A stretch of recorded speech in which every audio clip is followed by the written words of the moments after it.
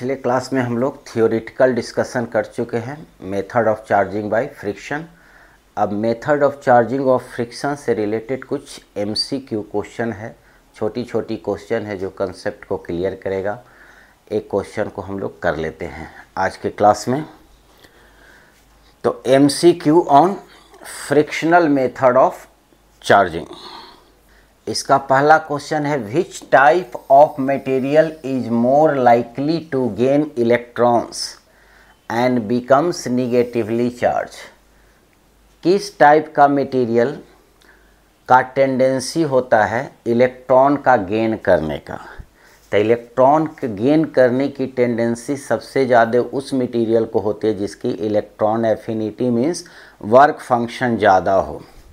और हम मटेरियल को 3 पार्ट में डिवाइड किए हैं, कंडक्टर, सेमीकंडक्टर और इंसुलेटर। तो इसमें सबसे ज़्यादा जो वर्क फंक्शन वाली जो मटेरियल होती है वो इंसुलेटर होती है। वो इलेक्ट्रॉन को लॉस जल्दी नहीं करना चाहता है, वो इलेक्ट्रॉन को गेन ज़्यादा करता है। इसलिए इसमें जो हमारा ऑप्शन होगा वो इंसुलेटर होगा। अगला क्वेश्चन है, What is the term for the loss of static electricity as charge move of an object? कौन सी टर्म है जो इलेक्ट्रिसिटी को लॉस को शो करता है। मीन्स किसी भी बॉडी पर अगर पहले से इलेक्ट्रिक चार्ज है तो वो चार्ज को लॉस करने वाली टर्म कौन सी है। तो पहला एक है चार्जिंग। तो चार्जिंग का मतलब चार्ज को लॉस करना नहीं होता है, चार्जिंग का मतलब किसी भी बॉडी पर चार्ज बढ़ाना होता है। न्यूट्रलाइजेशन, डिस्चार्ज और इलेक्ट्रिफिकेशन। तो इसमें हमारा सी ऑप्शन सही है। डिस्चार्ज का मतलब किसी भी बॉडी पर जो चार्ज है उस चार्ज को हटा देने की प्रोसेस को ही डिस्चार्ज कहते हैं। तो loss of static electricity means किसी भी बॉडी पर जो स्टैटिक इलेक्ट्रिसिटी प्रेजेंट है वो जब लॉस होता है तो उसी को डिस्चार्ज बोलते हैं। अगला क्वेश्चन है, which of the following is not an example of static electricity. तो इसमें से कौन सा जो एग्जाम्पल है जो स्टैटिक इलेक्ट्रिसिटी का एग्जाम्पल नहीं है। स्टैटिक इलेक्ट्रिसिटी का मतलब जो चार्ज किसी भी ऑब्जेक्ट पर रेस्ट में होता है उसको हम स्टैटिक इलेक्ट्रिसिटी कहते हैं। तो लाइटनिंग में भी स्टैटिक इलेक्ट्रिसिटी आता है। उसके बाद balloon sticking to the wall, अगर बैलून को हम रब कर देंगे वो चार्ज हो जाएगा और उसको जब किसी भी दीवार के पास अगर टच करते हैं तो उसमें जा कर के चिपक जाता है। ये भी होता है due to the static electricity. Electric shock, ये भी इलेक्ट्रिक शॉक क्या होता है, कोई भी बॉडी अगर चार्ज है उसको जब हम टच करेंगे तो इलेक्ट्रॉन का चार्ज का जब फ्लो होता है हमारे बॉडी के थ्रू तो इसी को बोलते हैं इलेक्ट्रिक शॉक। एक करंट फील होता है, अचानक एक शॉक फील होता है, एक झटका फील होता है, इसी को बोलते हैं इलेक्ट्रिक शॉक। और वो भी होता है स्टैटिक इलेक्ट्रिसिटी के कारण। तो इसमें जो ऑप्शन होगा वो इलेक्ट्रोमैग्नेट, ये मैग्नेटिज्म की प्रॉपर्टीज़ है, इसमें स्टैटिक इलेक्ट्रिसिटी से कोई लेना देना नहीं है। तो ये जो हमारा ऑप्शन होगा डी ऑप्शन सही होगा। अगला क्वेश्चन है, a polythene is rubbed, a polythene rod is rubbed with cloth and cloth becomes positively charged. एक पॉलीथीन रड है, ये पॉलीथीन रड है, इसको प्लास्टिक मानेंगे।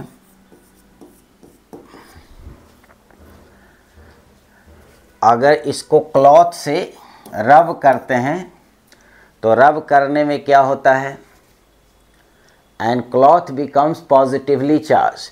इस क्लॉथ पर पॉजिटिव चार्ज आता है, जब इसको रब करते हैं तो इस पर आ जाता है पॉजिटिव चार्ज और इस पर आ जाएगा निगेटिव चार्ज। इसका मतलब हुआ कि क्लॉथ अपना इलेक्ट्रॉन को लॉस कर करके दे दिया किसको, रड को, पॉलीथीन रड को। The which statement describe the transfer of charge. तो इसमें कौन सा स्टेटमेंट सही है। तो पहला है negative charge are transfer from cloth to polythene. पहला कह रहा है कि निगेटिव चार्ज का मतलब इलेक्ट्रॉन ट्रांसफ़र हो रहा है कहाँ से कहाँ, क्लॉथ से पॉलीथीन पर, मीन्स क्लॉथ से पॉलीथीन पर इलेक्ट्रॉन जा रहा है, निगेटिव चार्ज जा रहा है, इसका मतलब ये सही है और सब गलत हो गया। अगला गलत क्यों है कि negative charge are transfer from polythene to cloth, polythene से क्लॉथ पर जाएगा, ये गलत है। Positive charge are transfer, positive charge तो ट्रांसफ़र होता ही नहीं है, वो न्यूक्लियस के अंदर होता है, ट्रांसफ़र जो भी होता है वो इलेक्ट्रॉन होता है, तो ऐसे ही गलत है। डी ऑप्शन में कह रहा है पॉजिटिव चार्ज आर ट्रांसफ़र, तो ये भी गलत है, पॉजिटिव चार्ज ट्रांसफ़र होता ही नहीं है। जब भी एक बॉडी को दूसरे बॉडी से रब करेंगे तो ट्रांसफ़र सिर्फ और सिर्फ इलेक्ट्रॉन का होगा, प्रोटॉन का ट्रांसफ़र नहीं होता है, वो न्यूक्लियस में स्ट्रॉन्ग न्यूक्लियर फोर्स से बंधे हुए होता है, तो ऑप्शन ए सही होगा। अगला क्वेश्चन है a polythene rod becomes charged when rubbed with dry woollen cloth. एक पॉलीथीन रड, पॉलीथीन जो रड होगा उसको जस्ट लाइक प्लास्टिक की रड तरह इसको मानेंगे प्लास्टिक है, रब्ड विथ ड्राई वूलन, एक वूलन का क्लॉथ है, तो इस वूलन के क्लॉथ से इसको रबिंग करेंगे। The charge caused is a result of, तो ये हमारा इलेक्ट्रोस्टैटिक सीरीज के कंसेप्ट पर बनेगा। इलेक्ट्रोस्टैटिक सीरीज में बताए थे कि जो सबसे नीचे होता है उसकी इलेक्ट्रॉन एफिनिटी ज़्यादा होता है, वो इलेक्ट्रॉन खींचना चाहता है, और जो ऊपर में होता है वो इलेक्ट्रॉन लॉस करना चाहता है। तब इलेक्ट्रोस्टैटिक सीरीज वाला देखेंगे, पूरा चार्ट देखेंगे तो उसमें देखेंगे कि वूलन ऊपर में है और पॉलीथीन हमारा नीचे में है, तो जो नीचे में होगा उसको इलेक्ट्रॉन एफिनिटी सबसे ज़्यादा होगा, मीन्स वो इलेक्ट्रॉन किसी के इलेक्ट्रॉन को खींच करके अपने पास एक्सेप्ट कर लेगा, और जो ऊपर में होगा वो इलेक्ट्रॉन लॉस करेगा। तो यहाँ पर वूलन ऊपर में होता है सीरीज में, और ये रड इलेक्ट्रोस्टैटिक सीरीज में नीचे होता है। ये सब सारे चीज़ थियोरिटिकल बैकग्राउंड में कर चुके हैं, तो इसका मतलब ए अपना इलेक्ट्रॉन को लॉस कर देगा, तो लॉस करेगा तो ए पॉलीथीन रड इलेक्ट्रॉन गेन करेगा, ए इलेक्ट्रॉन लॉस करेगा। अगर ये लॉस करेगा तो इस पर पॉजिटिव चार्ज आएगा, और ये गेन करेगा तो ये निगेटिव चार्ज आ जाएगा। ये इसका चार्जिंग का कंसेप्ट हुआ। अब इसी बेसिस पर इसमें ऑप्शन सेलेक्ट करेंगे, तो कह रहा है friction producing is a movement of electron, ये सही है। जब घर्षण के कारण ही हीट प्रोड्यूस होता है, और हीट प्रोडक्शन जब होता है तो उससे इलेक्ट्रॉन आउटर मोस्ट ऑर्बिट को छोड़ करके बाहर निकलता है, तो सही है। Friction producing a movement of proton, ये गलत है, प्रोटॉन कभी न्यूक्लियस से बाहर निकलता नहीं है। मैग्नेटिज्म प्रोड्यूसिंग, ये गलत है। मैग्नेटिज्म तो यहाँ है ही नहीं, क्योंकि हम सारा का सारा कंसेप्ट स्टैटिक वाला, चार्ज के स्टैटिक कंसेप्ट पर डील कर रहे हैं, तो ये हमारा ऑप्शन ए सही है।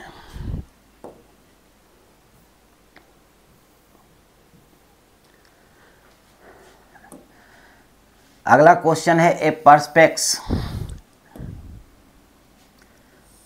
perspex can be change charge positively bye rubbing it with woollen cloth. अब थ्योरी में perspex क्या होता है, तो perspex हमारा एक ब्रांड है जो बनता है किससे, प्लास्टिक से बनता है, प्लास्टिक मटेरियल से। तब perspex का कोई भी ऑब्जेक्ट, रड हो, प्लेट हो, वो सब को हम प्लास्टिक सीरीज में रखते हैं, और प्लास्टिक सीरीज सबसे नीचे आता है, मीन्स रबर के जस्ट ऊपर। इसका मतलब इसका electronegativity, electron affinity, work function सब ज़्यादा है, किसके कंपैरिजन में, वूलन के कंपैरिजन में। वूलन इससे इलेक्ट्रोस्टैटिक सीरीज में ऊपर है, तो इसका मतलब वूलन अपना इलेक्ट्रॉन लॉस कर देगा, गेन कर लेगा perspex। तो कह रहा how does the rod gain its charge, तो रड ले लेगा निगेटिव चार्ज, और ये लॉस करेगा तो वूलन लॉस करेगा तो ये ले लेगा पॉजिटिव चार्ज। तो यहाँ ऑप्शन है द रड गेन्स इलेक्ट्रॉन्स, ये सही है। रड गेन्स प्रोटॉन्स गलत है, क्योंकि प्रोटॉन ट्रांसफ़र होगा नहीं। द रड लॉसेस इलेक्ट्रॉन्स, ये भी गलत है। रड है perspex का, ये प्लास्टिक होता है, इस तरह का सिर्फ ये सब रड है, perspex मटेरियल है। रड लॉसेस प्रोटॉन्स, ये भी गलत है, तो ऑप्शन ए सही होगा।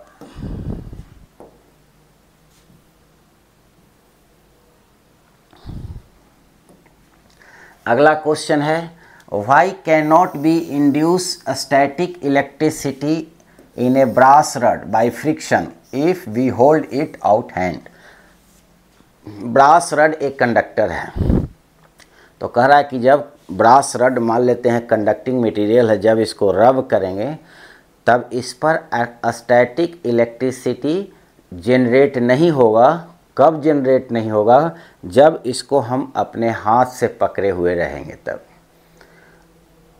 तो हाथ से जब पकड़े हुए रहेंगे तब इलेक्ट्रिसिटी जनरेट इसलिए नहीं होगा क्योंकि इस पर जब कोई भी चार्ज डेवलप होगा वो चार्ज हमारे हाथ के थ्रू फ्लो कर करके ग्राउंड में चला जाएगा और ये ऑब्जेक्ट इलेक्ट्रिकली न्यूट्रल हो जाएगा। क्यों? क्योंकि ब्रास हमारा कंडक्टर है और कंडक्टर पर चार्ज पार्टिकल का मोशन हो जाता है। जब उसको रास्ता मिलेगा तो जब हम अपने हाथ से पकड़ेंगे तो हमारा बॉडी भी कंडक्टिंग बॉडी होता है, इसलिए उसको रास्ता सीधे मिल जाता है ग्राउंड में जाने का, इसलिए इसका सारा चार्ज न्यूट्रलाइज हो जाएगा। इसलिए इस पर स्टैटिक चार्ज रखना संभव नहीं होगा। लेकिन जब हम इसको इंसुलेटिंग ग्लोव्स से पकड़ करके रखेंगे तब इस पर चार्ज का फ्लो नहीं होगा क्योंकि इंसुलेटर के थ्रू चार्ज का फ्लो नहीं होता है। लेकिन यहाँ कह रहा है कि why can not be induced static electricity. अगर हाथ से पकड़ करके इस पर रब करते रहेंगे, कोई भी मटेरियल से रब करते रहेंगे तो इस पर स्टैटिक चार्ज डेवलप नहीं होगा क्योंकि जो भी चार्ज डेवलप होगा वो सारे हमारे हाथ से फ्लो करके ग्राउंड में चला जाएगा। लेकिन जब हम इंसुलेटिंग ग्लोव से पकड़ करके इसको रब करेंगे तब इस पर स्टैटिक चार्ज डेवलप हो जाएगा क्योंकि जब इंसुलेटिंग ग्लोव्स रहेगा तब वो ग्लोव्स इस चार्ज को फ्लो होने नहीं देगा। तो कह रहा है कि ब्रास रड, ये रड है, रोड लिखा गया है, by friction if we hold it in out hand. तो हैंड में रखेंगे तो क्या होगा? इस पर स्टैटिक इलेक्ट्रिसिटी जनरेट नहीं होगा। क्यों? तो ऑप्शन में है static electricity induced only on insulators while brass is a conductor. ये गलत है क्योंकि इलेक्ट्रिसिटी इंसुलेटर में भी डेवलप कर सकते हैं, कंडक्टर में भी डेवलप कर सकते हैं, दोनों में स्टैटिक इलेक्ट्रिसिटी डेवलप कर सकते हैं।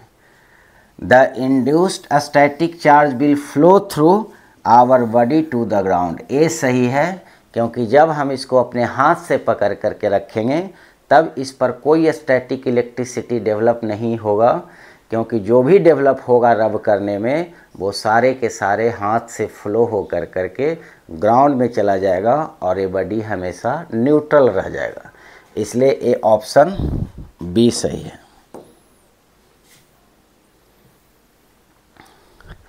अगला क्वेश्चन है if an object is positively charged theoretically the mass of the object is. अगर कोई ऑब्जेक्ट है ए पॉजिटिवली चार्ज है, इसका मतलब ये होता है कि ए अपना इलेक्ट्रॉन लॉस कर दिया। इलेक्ट्रॉन लॉस करता है तब वो पर पॉजिटिव चार्ज आता है, इलेक्ट्रॉन गेन करता है तो उस पर निगेटिव चार्ज आता है। तो ए अपना इलेक्ट्रॉन लॉस कर दिया तो इलेक्ट्रॉन के पास मास होता है 9.1 इंटू 10⁻³ kg। एक इलेक्ट्रॉन लॉस करने से इतना मास लॉस हो जाता है। तो जितना इलेक्ट्रॉन लॉस करेगा उतना मास इस पर ज़्यादा, मास का ज़्यादा डिक्रीमेंट होगा, मीन्स मास उतना ही घटेगा, लॉस होगा मास में। तो कह रहा theoretically mass of the object क्या होगा? इंक्रीज करेगा। तो गलत है क्योंकि पॉजिटिव चार्ज है, इलेक्ट्रॉन लॉस किया है तो मास घटेगा। Decreases slightly by the factor of this, कुछ घटेगा इतना केजी से, इसके फैक्टर से। तो ये भी सही है। क्यों? क्योंकि फैक्टर का मतलब ये जो मास है इसके आगे कुछ फैक्टर लगा दिया x। अगर 10 इलेक्ट्रॉन गया तो x के जगह 10, 20 इलेक्ट्रॉन गया तो x के जगह 20, 1000 इलेक्ट्रॉन ट्रांसफ़र हो गया तो x के जगह 1000। तो यही हमारा फैक्टर है। किसका फैक्टर हो जाएगा? तो इतना kg का फैक्टर हो जाएगा। तो ये वाला सही है। सी का रिमेन सेम नहीं रहेगा। पॉजिटिव चार्ज है, इलेक्ट्रॉन लॉस किया है तो मास घटेगा।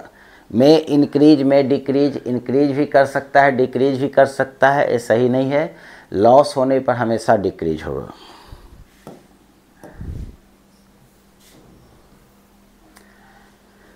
अगला क्वेश्चन है व्हेन ए पर्सन कॉम, एक पर्सन कॉम्बिंग कर रहा है, हर हेयर, अपने बाल को कॉम्बिंग कर रहा है, कंघी से झाड़ रहा है।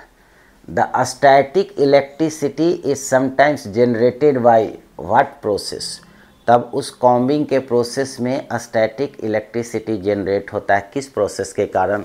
तो चार्जिंग का हमारा 3 प्रोसेस है, फ्रिक्शनल मेथड, इंडक्शन मेथड और कंडक्शन मेथड। तो अभी जो भी पढ़े हैं फ्रिक्शनल मेथड पढ़े हैं। तो जब हम अपने बाल को कॉम्बिंग करते हैं तो कॉम्ब का रबिंग होता है हमारे हेयर के साथ, और हेयर के साथ रबिंग के प्रोसेस में क्या होता है, एक इलेक्ट्रॉन को लॉस करेगा, दूसरे इलेक्ट्रॉन को गेन करेगा। कौन लॉस करेगा कौन गेन करेगा ये डिसाइड होता है हमारा इलेक्ट्रोस्टैटिक सीरीज में, जो कि पिछले क्लास के थ्योरी में हम सारा डिस्कशन कर चुके हैं। अगर कॉम्ब हमारा प्लास्टिक मटेरियल का है, उससे अगर हम अपना बाल को झाड़ देंगे तो उस केस में कॉम्ब क्या करेगा, हमारे हेयर का इलेक्ट्रॉन खींच लेगा, तो हमारा बाल पॉजिटिवली चार्ज होगा, हमारा हेयर पॉजिटिवली चार्ज होगा और कॉम्ब निगेटिवली चार्ज होगा। तो वो डिपेंड करेगा कि हमारा जो कॉम्ब है किस मटेरियल से बना हुआ है और उसका हमारा इलेक्ट्रोस्टैटिक सीरीज में पोजीशन क्या है। तो ये कह रहा है कि किस प्रोसेस से इलेक्ट्रिसिटी जनरेट होगा, तो friction between the comb and hair transfer electron, ये सही है। इंडक्शन अभी पढ़े ही नहीं, इंडक्शन प्रोसेस से होता भी नहीं है, डिडक्शन नहीं है, कांटेक्ट भी नहीं है, मीन्स ये होगा ड्यू टू फ्रिक्शन।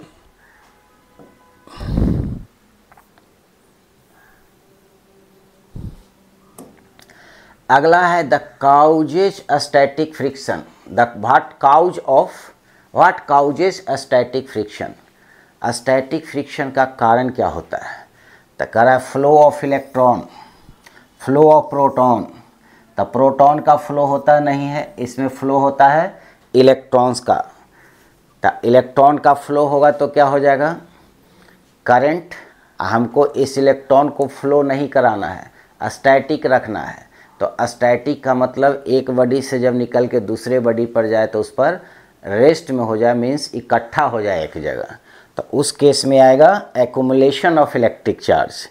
ये भी नहीं होगा और ये भी नहीं होगा, क्योंकि हमारा कंसेप्ट है स्टैटिक इलेक्ट्रिसिटी का मतलब चार्ज का फ्लो नहीं, इलेक्ट्रॉन का फ्लो। तो वो इलेक्ट्रोस्टैटिक्स नहीं होता है, वो इलेक्ट्रिक करंट होता है।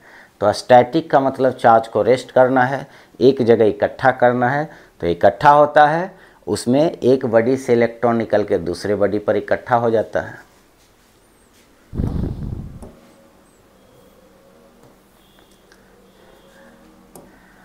अगला है which of the following is an example of static electricity, static electricity का एग्जाम्पल कौन है? तो लाइटनिंग है, ये सब कुछ नहीं है। लाइटनिंग में क्या होता है, थंडरिंग, थंडरिंग में क्या होता है, बादल चार्ज होता है। बादल चार्ज कैसे होता है, तो इसमें आगे हम लोग पढ़ेंगे इसके बारे में। इसमें 2 प्रोसेस चलता है। जब बादल का घर्षण के कारण, रबिंग के कारण उसमें इलेक्ट्रॉन का ट्रांसमिशन होता है। जैसे जैसे हवा ऊपर की ओर बढ़ता है गर्मी के सीजन में, तो जब हवा ऊपर जाता है तब मॉइस्चर के साथ जब ऊपर बढ़ता है तो वो बादल में कन्वर्ट होने लगता है। और जैसे जैसे ऊपर हम लोग जाते हैं टेम्परेचर घटने लगता है, घटने के कारण वो मॉइस्चर आइस का फॉर्मेशन करने लगता है। और उस आइस का फॉर्मेशन के कारण जब रबिंग डेवलप होता है due to the blow of wind, तो रबिंग के प्रोसेस में वहाँ इलेक्ट्रॉन डिस्चार्ज हो जाता है, मीन्स एटम से इलेक्ट्रॉन निकल जाता है। और एटम से इलेक्ट्रॉन निकलता है तो एक इलेक्ट्रॉन का लेयर बादल के बॉटम सिर्फ, ये बादल अगर है तो बादल के बॉटम पोजीशन पर इलेक्ट्रॉन इकट्ठा हो जाता है और टॉप पोजीशन पर पॉजिटिवली चार्ज्ड आयन इकट्ठा हो जाता है। ये सेपरेशन ऑफ चार्ज होता है बादल में। और ये बादल में जो चार्ज होता है ड्यू टू द घर्षण के कारण होता है। उस घर्षण के कारण ये जो चार्ज डेवलप होता है इसी को हम बोलते हैं लाइटनिंग, ये लाइटनिंग कब होता है, थंडरिंग कब होता है, जब ये दोनों चार्ज जब डिस्चार्ज होता है तब उसको लाइटनिंग बोलते हैं। तो लाइटनिंग आता है या थंडरिंग आता है due to the discharge of the cloud, और ये चार्जिंग क्लाउड का कैसे होता है, तो ड्यू टू द फ्रिक्शन होता है। इसलिए हमारा स्टैटिक फ्रिक्शन में लाइटनिंग ऑप्शन होगा। ऐसे इसका डिटेल डिस्कशन हम इंडक्शन वाले प्रोसेस में करेंगे, क्योंकि उसमें लाइटनिंग और थंडरिंग वाला जो कंसेप्ट है उसमें स्टैटिक का भी कंसेप्ट आता है और साथ साथ इंडक्शन का भी कंसेप्ट आता है। तो दोनों कंसेप्ट को मिला करके हम लाइटनिंग और थंडरिंग ऑफ क्लाउड पढ़ेंगे।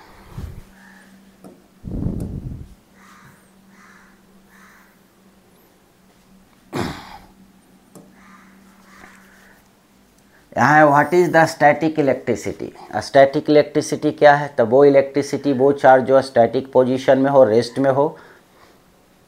The flow of electric current through the conductor, इसमें फ्लो हो रहा है। Electricity generated by the solar panel, ये भी गलत है, सोलर पैनल में भी चार्ज फ्लो होता है। A stationary electric charge on an object, ये सही है। किसी भी ऑब्जेक्ट पर चार्ज स्टैटिक पोजीशन में रहे, रेस्ट में रहेगा, तो उसी को हम स्टैटिक इलेक्ट्रिसिटी बोलते हैं।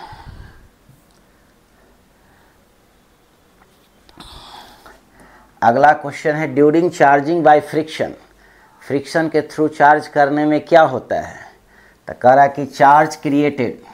तो हम लोग कंजर्वेशन प्रिंसिपल ऑफ चार्ज में पहले पढ़े, प्रॉपर्टीज ऑफ चार्ज में एक प्रॉपर्टीज पढ़े थे, properties conservation properties of charge. वो कहता है कि चार्ज न डिस्ट्रॉय कर सकते हैं न क्रिएट कर सकते हैं, सिर्फ एक जगह से दूसरे जगह ट्रांसफ़र कर सकते हैं, और टोटल चार्ज पूरी ब्रह्मांड और पूरी सृष्टि में हमेशा कांस्टेंट रहेगा। तो यहाँ कह रहा है चार्ज क्रिएट होगा, ये गलत है। चार्ज डिस्ट्रॉय, ये भी गलत है। चार्ज इज कंजर्व्ड, ये सही है। मीन्स जब एक बॉडी को दूसरे बॉडी में रब करते हैं तो स्टैटिक चार्ज डेवलप होता है फ्रिक्शन के कारण, उसमें एक जगह से चार्ज निकल के दूसरे जगह जाता है। तो जितना निकलेगा उतना एक पर बढ़ेगा एक पर घटेगा, लेकिन टोटल अमाउंट हमेशा कांस्टेंट होगा। इसी को बोलते हैं कंजर्वेशन ऑफ चार्ज।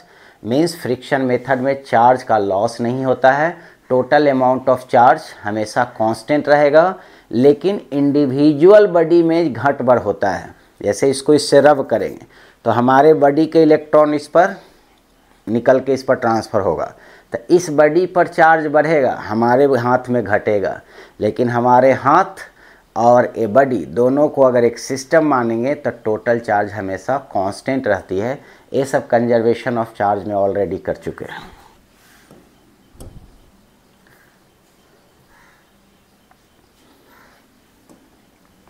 अगला क्वेश्चन है असर्शन। असर्शन कह रहा है कि during the charging by rubbing, means किसी भी बॉडी को घर्षण करके चार्ज करने के प्रोसेस में, the insulating material with lower work function becomes positively charge. जब हम किसी को रब कर करके चार्ज करते हैं तो जिस मटेरियल का वर्क फंक्शन कम होता है वो होता है पॉजिटिवली चार्ज। ये सही है, पहले हम लोग इसके थ्योरी में पढ़ चुके हैं कि जब एक बॉडी को दूसरे बॉडी से अगर रब करेंगे तो जिसका वर्क फंक्शन कम होगा वो इलेक्ट्रॉन को लॉस करता है। इलेक्ट्रोस्टैटिक सीरीज में हम लोग पढ़े हैं सबसे ऊपर में ह्यूमन बॉडी है, इसका मतलब ह्यूमन बॉडी का जो वर्क फंक्शन है वो सबसे कम है। तो हम अपने बॉडी को अगर इससे रब करेंगे तो हमारे बॉडी का जो एटम है उसका वर्क फंक्शन सबसे कम है, तब वो अपना इलेक्ट्रॉन को लॉस कर देगा। तो हमारे हाथ से इलेक्ट्रॉन निकल करके पेन पर चला जाएगा, तो हमारे हाथ से जब इलेक्ट्रॉन निकल गया तो हमारा हाथ पॉजिटिव चार्ज होगा और ये निगेटिव चार्ज होगा। मीन्स जिसका वर्क फंक्शन कम वो पॉजिटिवली चार्ज और जिसका वर्क फंक्शन ज़्यादा वो निगेटिवली चार्ज। इसका मतलब ये असर्शन सही कह रहा है। अब इसका रीजन, तो इसके पीछे क्या रीजन होता है, तो रीजन में कह रहा कि इलेक्ट्रॉन्स आर निगेटिवली चार्ज्ड, इसलिए होता है क्योंकि इलेक्ट्रॉन यहाँ निगेटिव चार्ज पार्टिकल है। तो ए वाला गलत स्टेटमेंट है। जिसका वर्क फंक्शन कम होता है वो इलेक्ट्रॉन लॉस करता है और जिसका वर्क फंक्शन ज़्यादा होता है वो इलेक्ट्रॉन गेन करता है। क्यों? क्योंकि लोअर वर्क फंक्शन वाले एटम कम एनर्जी पर इलेक्ट्रॉन लॉस कर देता है, और हायर वर्क फंक्शन पर वाले जो एटम है वो ज़्यादा एनर्जी पर लॉस करता है। तो जब हम एक बॉडी को दूसरे बॉडी से रब करते हैं तो फ्रिक्शन के कारण हीट डेवलप होता है। अब वो हीट जैसे ही डेवलप होता है लोअर वर्क फंक्शन वाले मटेरियल के बराबर, तो लोअर वर्क फंक्शन वाले मटेरियल पहले ही अपना इलेक्ट्रॉन को लॉस करना स्टार्ट कर देता है। तो ये इसका रीजन होता है, लेकिन ये रीजन गलत है। तो इसका ऑप्शन में कहेंगे कि assertion is correct and reason is false. तो इसमें ए वाला ऑप्शन सही है, assertion is true but reason false.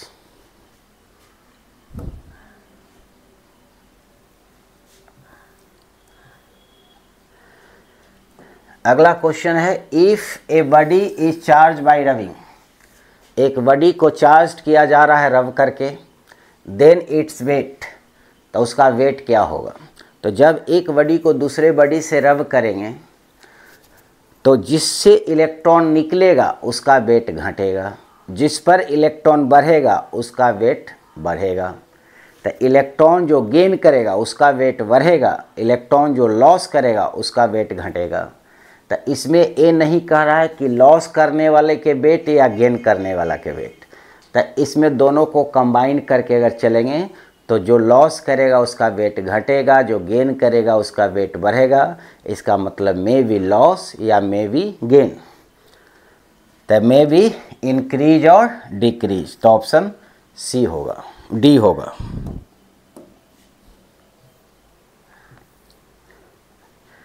अगला क्वेश्चन कह रहा है, glass rod acquired charged by rubbing with silk. ये हमारा ग्लास रड और इसको सिल्क से रब करते हैं। तो सिल्क इलेक्ट्रोस्टैटिक सीरीज में नीचे है इसके रिस्पेक्ट में, ग्लास के रिस्पेक्ट में। तो ग्लास ऊपर है, सिल्क नीचे है, जो कि इलेक्ट्रोस्टैटिक सीरीज में जाके देख सकते हैं पिछले लेक्चर में। तो जो ऊपर होता है वो इलेक्ट्रॉन लॉस कर देता है।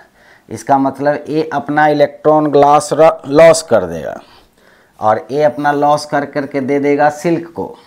तो ये हो जाएगा पॉजिटिव चार्ज और ये हो जाएगा निगेटिव चार्ज। मीन्स ये लो वर्क फंक्शन का है, ये हाई वर्क फंक्शन का है। तो rubbing with silk cloth the charge on the glass rod is, तो ग्लास रड पर कौन सा चार्ज आ जाएगा, तो पॉजिटिव चार्ज आएगा। तो पॉजिटिव किसके कारण आएगा, तो फ्रिक्शन के कारण आएगा। तो कह रहा किसके कारण आएगा, rod is due to friction.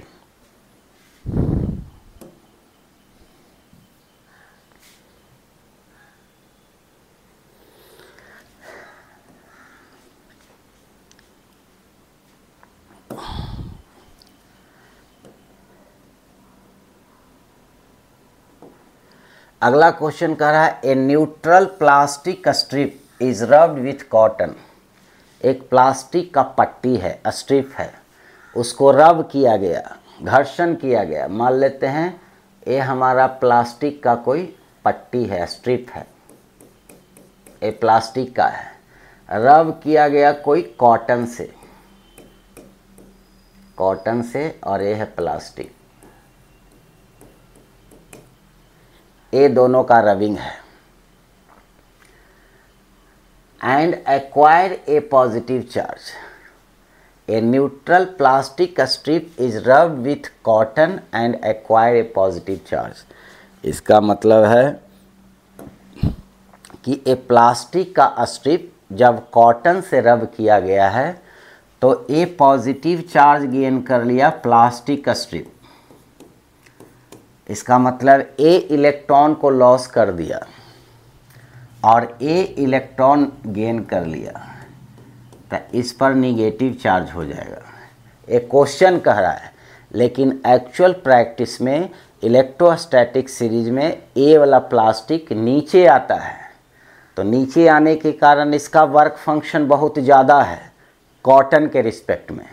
तो एक्चुअल प्रैक्टिस में एक घटना उल्टा होगा, क्योंकि ए इलेक्ट्रोस्टैटिक सीरीज में ऊपर है तो ए अपना इलेक्ट्रॉन लॉस करेगा।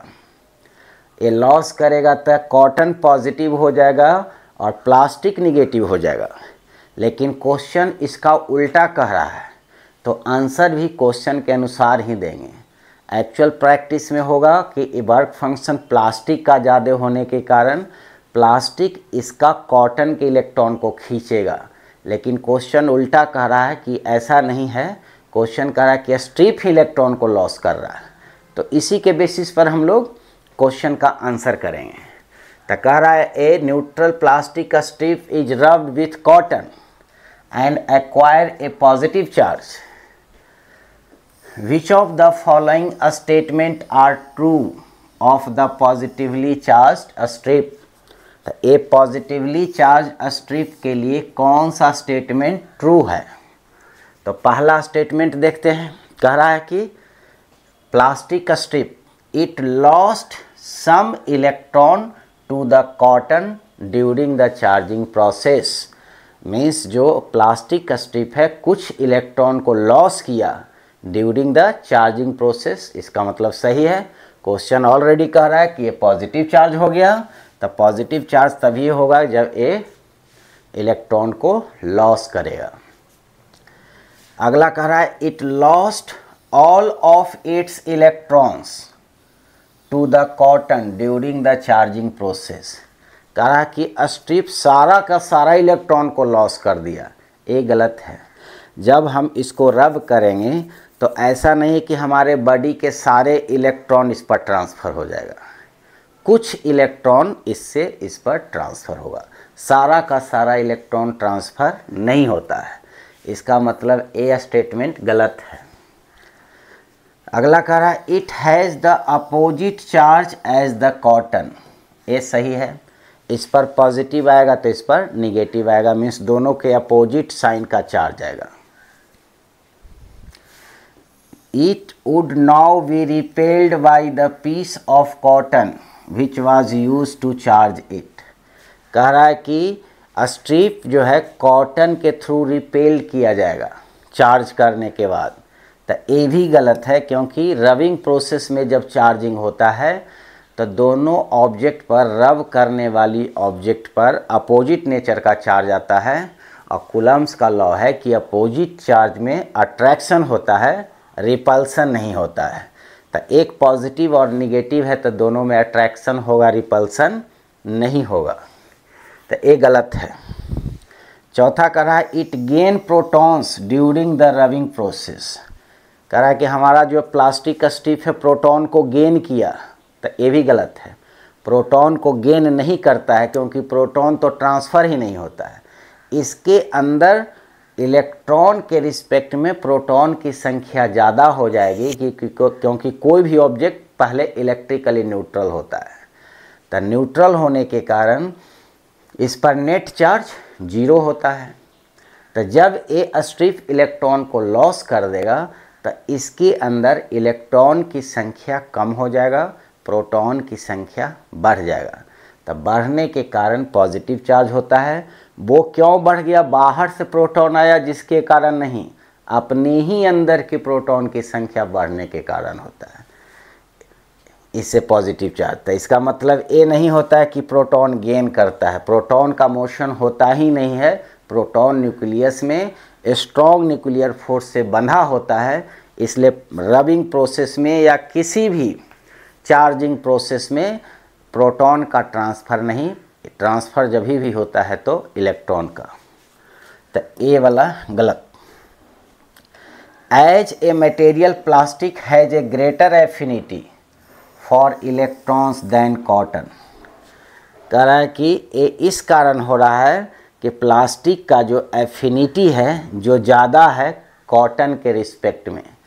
तो एक्चुअल प्रैक्टिस में तो इसका एफिनिटी ज़्यादा होता है, लेकिन जो क्वेश्चन कह रहा है उसके रिस्पेक्ट में ये गलत है, क्योंकि अगर इसका इलेक्ट्रॉन एफिनिटी ज़्यादा रहता तो कॉटन से इलेक्ट्रॉन छीन लेता, अपना इलेक्ट्रॉन ये लॉस नहीं करता।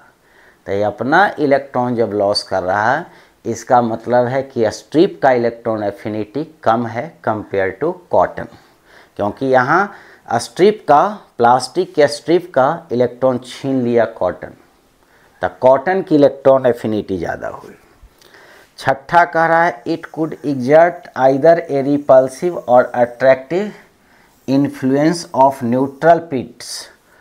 ये वाला सही है, ये भी सही नहीं है। जब दो बॉडी चार्ज है तो कोई भी चार्ज बॉडी को न्यूट्रल बॉडी के पास अगर ले जाएंगे तो न्यूट्रल बॉडी को ऑलवेज अट्रैक्ट करता है।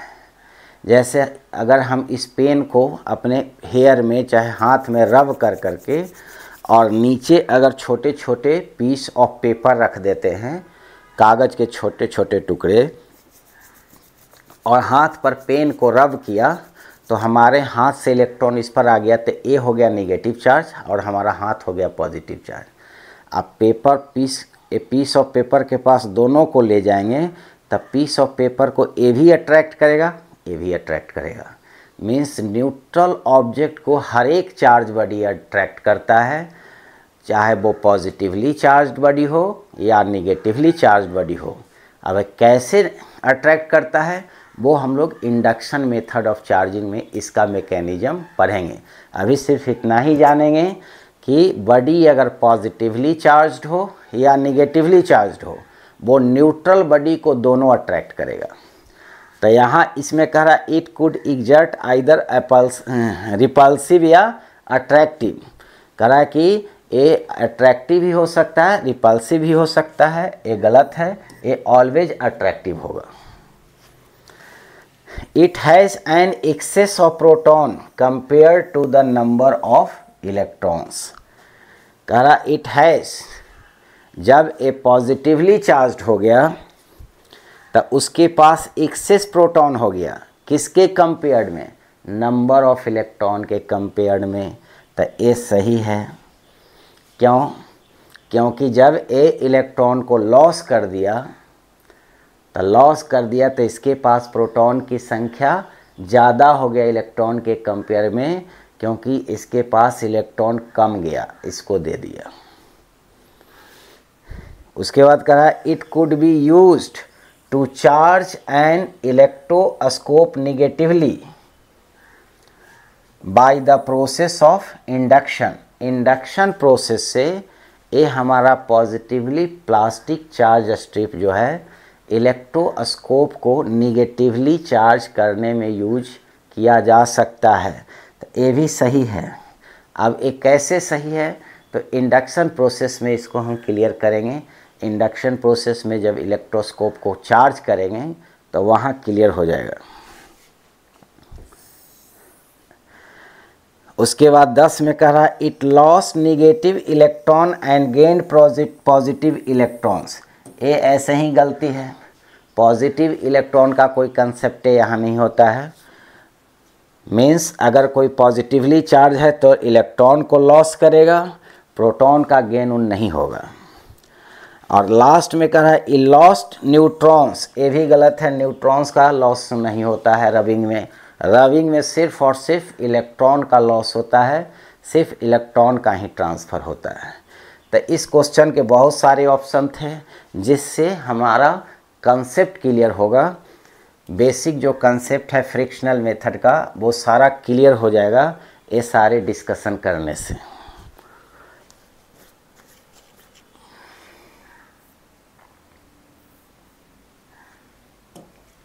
अगला क्वेश्चन कह रहा है if you comb your hair.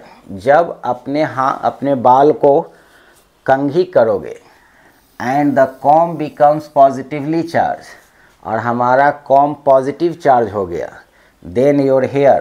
तो हेयर क्या होगा? तो कॉम्बिंग किया और कॉम्ब पर आ गया पॉजिटिव चार्ज, इसका मतलब कॉम्ब इलेक्ट्रॉन लॉस कर दिया। तो इलेक्ट्रॉन गया कहाँ? तो हमारे हेयर पर गया, बाल पर गया। तो बाल कैसा चार्ज हो जाएगा? Negatively charged.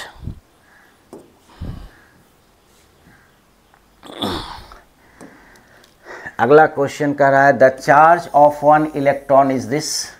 तो ये तो ऑलरेडी हम लोग प्रॉपर्टीज ऑफ इलेक्ट्रिक चार्ज में क्वांटाइजेशन प्रिंसिपल ऑफ चार्ज पर बहुत सारे क्वेश्चन बना चुके हैं। इससे रिलेट कर करके कह रहा है कि इलेक्ट्रॉन पर इतना चार्ज है, इतना कूलम का charge. If a neutral object loss इतना electron then what will be its charge. A कोई ऑब्जेक्ट है, ए नंबर ऑफ इलेक्ट्रॉन्स बाहर लॉस कर चुका है कितना, तो 1.5 इंटू 10⁻⁶, इतना number of electron a loss कर चुका है। तो उतना नंबर ऑफ प्रोटॉन इस पर ज़्यादा हो जाएगा, क्योंकि कोई भी न्यूट्रल ऑब्जेक्ट होता है तो जिसमें जितना नंबर ऑफ इलेक्ट्रॉन्स उतना ही नंबर ऑफ प्रोटॉन्स होता है। तो जितना इलेक्ट्रॉन लॉस किया उतना एक्सेस प्रोटॉन बढ़ जाएगा। तो इस पर जो टोटल चार्ज हो जाएगा वो कितना होगा, तो इतना नंबर ऑफ प्रोटॉन्स। तो क्वांटाइजेशन प्रिंसिपल में हम लोग पढ़े थे Q = NE। चूँकि चार्ज पॉजिटिव है इस पर तो साइन प्लस लेंगे, अगर इस पर निगेटिव चार्ज रहता तो माइनस लेते। और n की संख्या 1.5 इंटू 10⁻⁶, और 1 इलेक्ट्रॉन पर चार्ज है तो 1.6 इंटू 10⁻⁻19, इतना कूलम। अब इसको कैलकुलेट कर लेंगे तो 1.5 इंटू 1.6 इंटू 10⁻⁻13 कूलम। अब इसको मल्टीप्लाई कर देंगे तो 1.6 इंटू 5, तो इसको लिख देंगे 0, और 16 24 2 पॉइंट डेसिमल यहाँ बैठा दिया, into 10⁻⁻13 coulomb, means 2.4 into 10⁻⁻13 coulomb का चार्ज हो जाएगा। तो इस तरह का क्वेश्चन हम लोग क्वांटाइजेशन प्रिंसिपल ऑफ चार्ज पर बहुत सारे बना चुके हैं, तो इसका यहाँ पर अभी वैसा कोई इम्पोर्टेंस नहीं है। कह रहा है which of the following are true of a static charge, choose all that apply. Which of the following is true for a static charge. तो कह रहा like charge repel each other, ये सही है। दो चार्ज स्टैटिक में रहेगा same nature का, लाइक का मतलब सेम नेचर का, तो दोनों एक दूसरे को रिपेल करता है, और अपोजिट नेचर का होता है तो दोनों एक दूसरे को अट्रैक्ट करता है। एक कूलम्स का लॉ है, तो ये तो सही है।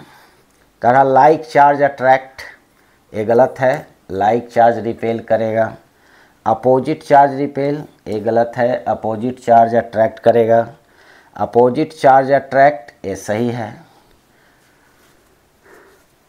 तो यहाँ कह रहा है a positively charged object has loss electron, जिसके पास पॉजिटिवली चार्ज्ड है वो इलेक्ट्रॉन को लॉस किया है, ये भी सही है। जो लॉस करता है उस पर पॉजिटिव चार्ज।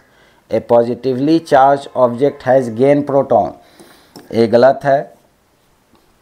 प्रोटॉन का ट्रांसफ़र होता ही नहीं है, तो न ही कोई गेन कर सकता है, नहीं कोई लॉस कर सकता है। A negatively charge object has loss proton, ये भी गलत है। प्रोटॉन का कहीं कोई लॉस गेन नहीं होता है।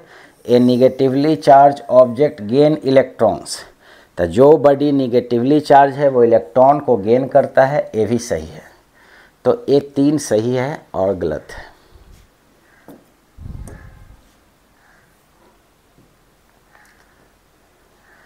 अगला क्वेश्चन है attraction is the actual proof of an object being charged, true या फॉल्स। ये फॉल्स होगा। कह रहा है कि अट्रैक्शन जो है वही रियल प्रूफ है कि कोई भी बॉडी चार्ज है कि नहीं। तो कोई भी बॉडी चार्ज है उसका प्रूफ हम अट्रैक्शन प्रॉपर्टी से पता नहीं करते हैं, वो कंफर्मेशन होता है रिपल्सन प्रॉपर्टी से। क्यों? क्योंकि अगर मान लेते हैं एक इलेक्ट्रॉन है और एक प्रोटॉन है, तब प्रोटॉन पर निगेटिव चार्ज, इलेक्ट्रॉन पर निगेटिव चार्ज, प्रोटॉन पर पॉजिटिव चार्ज, तो ये दोनों पर अपोजिट नेचर का चार्ज है, तो दोनों एक दूसरे को अट्रैक्ट करेगा। तो ये जो दोनों को अट्रैक्ट कर रहा है वो अट्रैक्शन प्रॉपर्टीज यहाँ से ये नहीं कहेगा कि दोनों में अपोजिट चार्ज के कारण ही अट्रैक्शन हो रहा है। क्यों? क्योंकि अट्रैक्शन मास में भी होता है। अगर मास m1 है और a मास m2 है तो ग्रेविटेशन लॉ के अनुसार दोनों मास एक दूसरे को अट्रैक्ट करता है, न्यूटन का ग्रेविटेशन लॉ के अनुसार इस फोर्स के थ्रू। तो यहाँ पर इलेक्ट्रॉन का भी मास है और प्रोटॉन के पास भी मास है। तो ये जो अट्रैक्शन होता है वो चार्ज के कारण हो रहा है कि मास के कारण हो रहा है, एक कन्फर्मेशन नहीं हो पाता है। इसलिए अट्रैक्शन प्रॉपर्टी जो है रियल कन्फर्मेशन, रियल प्रूफ नहीं देता है कि दो चार्ज पार्टिकल जो है वो चार्ज है कि चार्ज नहीं है। लेकिन अगर दो सेम नेचर का चार्ज हो तो दोनों में रिपल्सन होता है। तो रिपल्सन का मतलब दोनों दूर जाएगा। तो दूर जाने वाला फोर्स मीन्स रिपल्सन वाला फोर्स सिर्फ और सिर्फ चार्ज में ही होता है, मास में रिपल्सन नहीं होता है। तो अगर ये दोनों एक दूसरे से दूर जा रहा है, इसका मतलब दोनों पर कुछ न कुछ चार्ज है। और अगर यहाँ पर दोनों नज़दीक आ रहा है तब वो चार्ज के कारण भी आ सकता है और मास के कारण भी आ सकता है, मीन्स ग्रेविटेशन फोर्स के कारण भी आ सकता है और इलेक्ट्रोस्टैटिक फोर्स से भी आ सकता है। तो हम लोग कैसे कह पाएंगे कि ये चार्ज के कारण आ रहा है, क्योंकि चार्ज तो हमको दिखाई नहीं देगी। तो चार्ज के कारण खिंचा रहा है एक दूसरे के नज़दीक कि मास के कारण। लेकिन जब रिपल्सन होता है तो मास के कारण रिपल्सन नहीं होता है, मास के कारण अट्रैक्शन होता है। तो अगर ये दोनों अट्रैक्ट न हो करके दूर जा रहा है, इसका मतलब यहाँ इलेक्ट्रोस्टैटिक फोर्स लग रहा है। अब वो इलेक्ट्रोस्टैटिक फोर्स तभी रहेगा जब बॉडी पर चार्ज होगा। तब यहाँ कह रहा है कि attraction is the actual proof. तो अट्रैक्शन एक्चुअल प्रूफ नहीं है, एक्चुअल प्रूफ है रिपल्सन। तो ये स्टेटमेंट फॉल्स।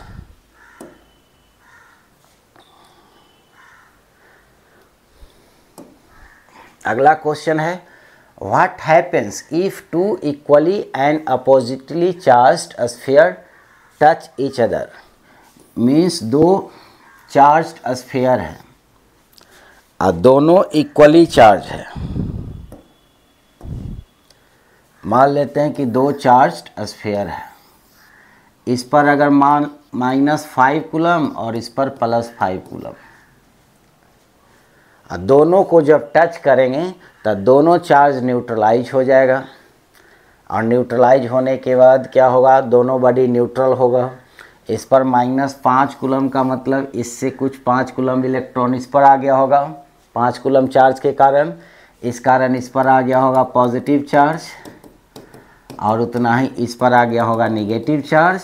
और जैसे ही इसके कांटेक्ट में लाएंगे तो इसका सारा इलेक्ट्रॉन, जो एटम इसका इलेक्ट्रॉन लॉस हुआ होगा उसके पास चला जाएगा, फिर दोनों बॉडी न्यूट्रल हो जाएगा। तो कह रहा है कि attract each other with the same amount of force. जब कांटेक्ट में लाएंगे तो न्यूट्रल हो जाएगा। तो न्यूट्रल होने के बाद चार्ज जीरो हो जाएगा। तो चार्ज जीरो होने पर ना कोई अट्रैक्शन होता है ना कोई रिपल्सन होता है। इसका मतलब ये गलत है। Attract each other with less amount of force, ये भी गलत है। अट्रैक्शन रिपल्सन होगा ही नहीं, क्योंकि दोनों पर कांटेक्ट के बाद नेट चार्ज जीरो होगा। तो डोंट अट्रैक्ट और रिपेल, ये सही है। ना अट्रैक्ट होगा ना रिपेल होगा।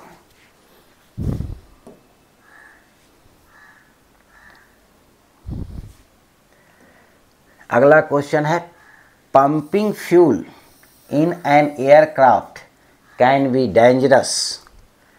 The worker connect to an earth wire to the aircraft before pumping fuel. Give one reason why earthing reduces the risk of the wire. कह रहा है कि जब कोई भी एरोप्लेन हो, अब वो एरोप्लेन का जब फ्यूलिंग होता है, तो मान लेते हैं ये हमारा एरोप्लेन है,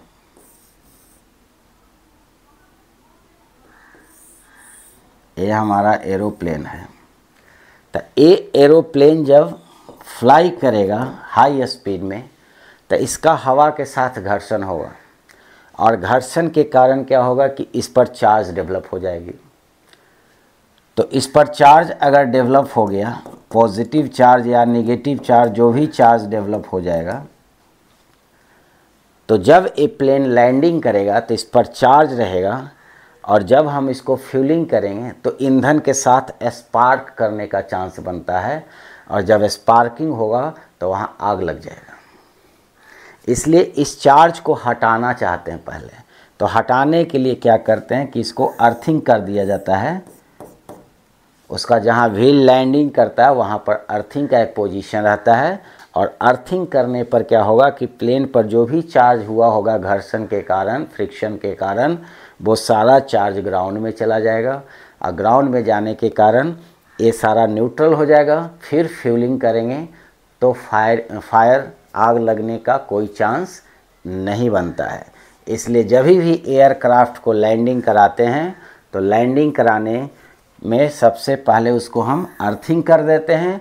अर्थिंग करने के बाद जो भी अगर इस पर कोई चार्ज डेवलप होगा वो सारा न्यूट्रलाइज हो जाएगा, तो हमारा रिस्क ऑफ फायर ख़त्म हो जाएगा।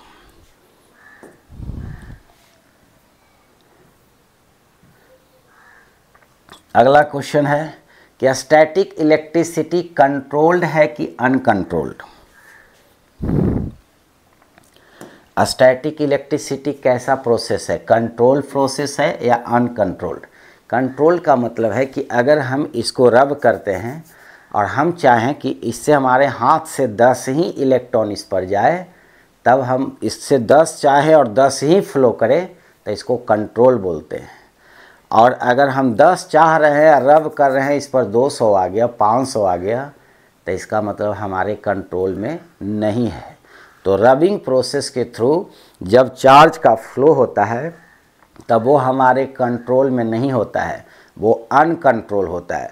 वो जितना हीट एनर्जी डेवलप होगा रबिंग करने में, उतना ही amount number of electrons lower work function वाले मटेरियल से हायर वर्क फंक्शन पर शिफ्ट कर जाता है, जिसके पर हमारा कोई कंट्रोल नहीं होता है। तो ये अनकंट्रोल प्रोसेस है, कंट्रोल नहीं है।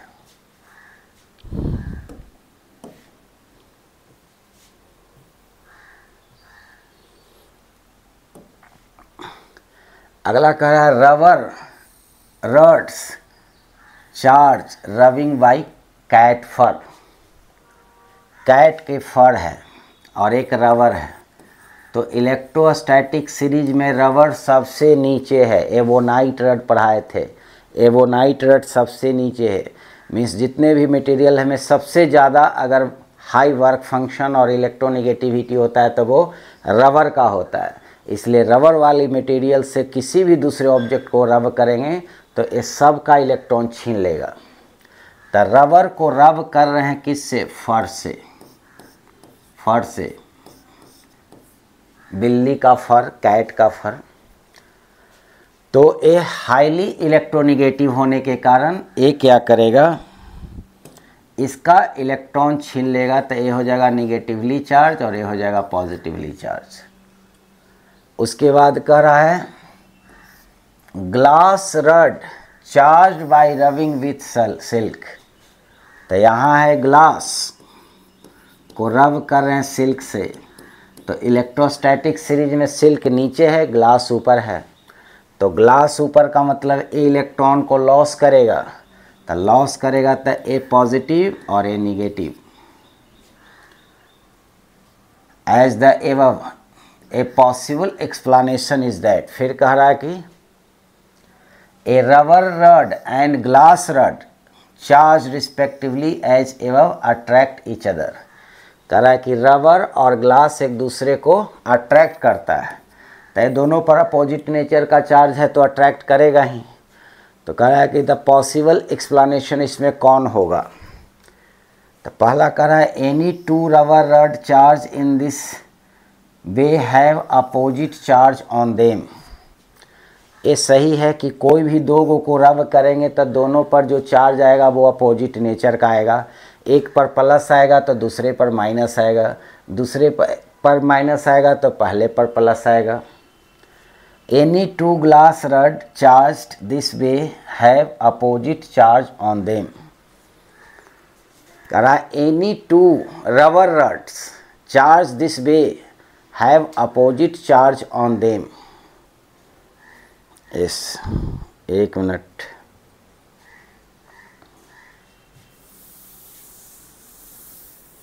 कह रहा है कि एनी टू रबर रड्स, कोई भी दो रबर रड्स, एक रबर और दूसरा rubber, charge this way have opposite charge on them. तो दो रबर रड्स को अगर रब करेंगे इस तरह से तो दोनों पर अपोजिट नेचर का चार्ज आएगा।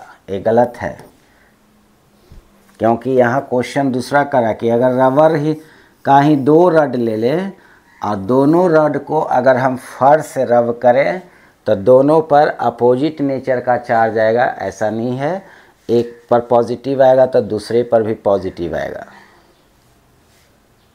और कोई भी मटेरियल से रबर रड को अगर रब करेंगे तो उस पर हमेशा पॉजिटिव ही आएगा, क्योंकि सबसे ज़्यादा इलेक्ट्रोनिगेटिव मटेरियल रबर है।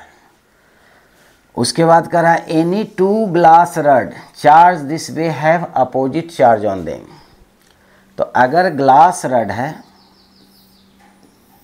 इसको दो को इसी तरह से अगर सिल्क से रब करेंगे तो अपोजिट नेचर का चार्ज दोनों पर आएगा। ये भी गलत है, इस पर अगर प्लस आएगा तो इस पर भी प्लस आएगा, क्योंकि दोनों ग्लास रड को अगर सिल्क से रब करेंगे तो हमेशा ग्लास रड इलेक्ट्रॉन लॉस करेगा और दोनों पर पॉजिटिव ही चार्ज आएगा। उसके बाद कह रहा है rubber rod and a glass rod charge this way have opposite charge on them. इस तरह से चार्जिंग किए हैं तो रबर पर और ग्लास पर अपोजिट नेचर का चार्ज आएगा। तो एक पर निगेटिव आया है तो एक पर पॉजिटिव आया है तो सही है। All rubber rods always have an excess of positive charge on them. ये गलत है, रबर रड इलेक्ट्रॉन को गेन कर रहा है तो उस पर एक्सेस पॉजिटिव नहीं होगा, एक्सेस निगेटिव चार्ज होगा। उसके बाद है all glass rod always have excess of negative charge. ये भी गलत है, क्योंकि ग्लास रड इलेक्ट्रॉन को लॉस कर रहा है तो एक्सेस ऑफ पॉजिटिव चार्ज आएगा, एक्सेस ऑफ निगेटिव चार्ज नहीं आएगा। तो सिर्फ सही है सी।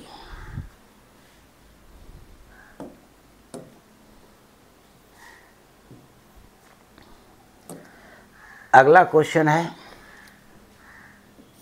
Which one of these sub atomic particle is not found in the nucleus. Nucleus के अंदर कौन सा पार्टिकल नहीं रहता है? तो इलेक्ट्रॉन नहीं रहता है, क्योंकि न्यूक्लियस के अंदर प्रोटॉन और न्यूट्रॉन रहता है और इलेक्ट्रॉन न्यूक्लियस से बाहर ऑर्बिट में चक्कर लगाता है। तो ए इलेक्ट्रॉन।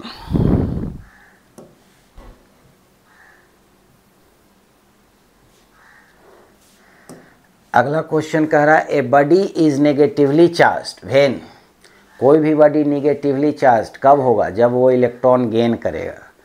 तो इट हैज़ लॉस इलेक्ट्रॉन, गलत है। इट हैज़ गेन प्रोटॉन, तो प्रोटॉन का ट्रांसफ़र होता ही नहीं है। It has gain extra electron, ये सही है।